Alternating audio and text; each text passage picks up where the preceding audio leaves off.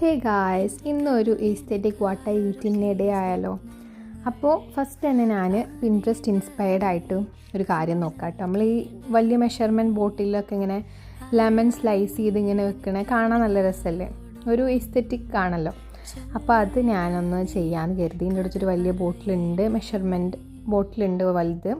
അപ്പോൾ അതിൽ ചൂടുവെള്ളം നമ്മൾ രാവിലെ എണീച്ച് കഴിഞ്ഞാൽ കുടിക്കുമല്ലോ നമ്മൾ, നാരങ്ങ പിഴിഞ്ഞിട്ട് വെള്ളത്തിൽ.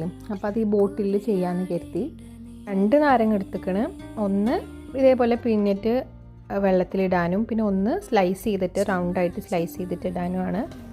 ചൂടുവെള്ളം ഞാൻ ബോട്ടിലിൻ്റെ ഒരു 1/4 ഭാഗം വരെ നിറക്കണുണ്ട്. എത്ര വെള്ളത്തിൽ ഒരു നാരങ്ങ പോരല്ല, അപ്പോൾ ഞാൻ ഒരു നാരങ്ങൻ്റെ ഹാഫും കൂടി ഇടുന്നുണ്ട് കേട്ടോ.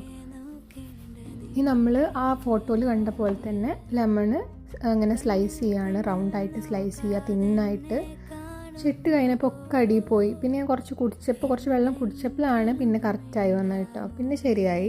അങ്ങനെ നമ്മൾ ഫോട്ടോയിൽ കണ്ട പോലെ ഏകദേശം ഉണ്ടായിരുന്നു. ബ്രേക്ക്ഫാസ്റ്റ് ഉണ്ടായിരുന്നത് പുട്ടും പഴമാണ് കേട്ടോ. എനിക്ക് പുട്ടിൻ്റെ ഒപ്പം എപ്പോഴും പഴമാണ് ഇഷ്ടം, അതാണ് എൻ്റെ ഫേവറേറ്റ്. ഞാനങ്ങനെ കടലക്കറി പുട്ടിൻ്റെ ഒപ്പം അങ്ങനെ വല്ല കൂട്ടലില്ല.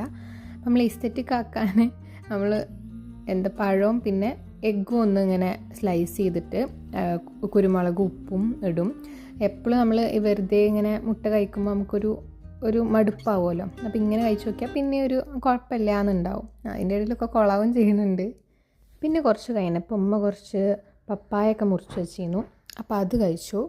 ഉച്ചയ്ക്ക് ഞാൻ കുറച്ച് മോരുണ്ടാക്കി, പിന്നെ കയ്പ്പൊക്കെ ഉണക്കിയതുണ്ടല്ലോ, അപ്പോൾ അത് ഫ്രൈ ഉണ്ടായിരുന്നു. പിന്നെ പൊട്ടാറ്റോ ഫ്രൈ ഉണ്ടായിരുന്നു, പിന്നെ വെളുത്തുള്ളി അച്ചാർ. അപ്പത്തിന് ഏകദേശം വെള്ളമൊക്കെ ഞാൻ കുടിച്ച് തീർത്തിട്ടുണ്ടായിരുന്നു കേട്ടോ. ഈവനിങ് ആയപ്പോൾ ഞാനൊരു ഫ്രഞ്ച് ടോസ്റ്റ് ഉണ്ടാക്കി. അപ്പോൾ ഇതിൻ്റെ ഒപ്പം കുടിക്കാൻ വേണ്ടിയിട്ട് ഞാൻ പിസ്തൻ്റെ സിറപ്പ് വെച്ചിട്ട് ഒരു പിസ്ത മിൽക്ക് ഷേക്ക് ഉണ്ടാക്കുന്നുണ്ട്. ഈ ഐസൊക്കെ നല്ലോണം കടിച്ച് കഴിക്കാൻ ഇഷ്ടപ്പെടുന്ന കുറേ ആൾക്കാരുണ്ടാവും. അപ്പോൾ അതിൽ പെട്ട ഒരാളാണ് ഞാൻ. അപ്പോൾ ഞാൻ എന്ത് ഡ്രിങ്ക്സ് കിട്ടിയാലും നല്ല ഐസ് ആഡ് ചെയ്തിട്ട് തന്നെ കേട്ടോ കുടിക്കൽ.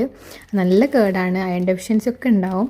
അപ്പോൾ നമുക്ക് ഒരുമിച്ചിട്ട് ഇങ്ങനെ പതുക്കെ കുറക്കാം. ഇപ്പം എന്തായാലും ഞാൻ ഐസ് ഇട്ടിട്ടുണ്ട്. പിന്നെ അതേപോലെ പിസ്തൻ്റെ സിറപ്പ് ഒഴിച്ചു. രാത്രി എയർ ഫ്രൈ ചെയ്ത ചിക്കനും പിന്നെ ചപ്പാത്തിയാണ് കേട്ടോ കഴിച്ചത്. അപ്പോൾ അത്രയേ ഉള്ളൂ. ബൈ.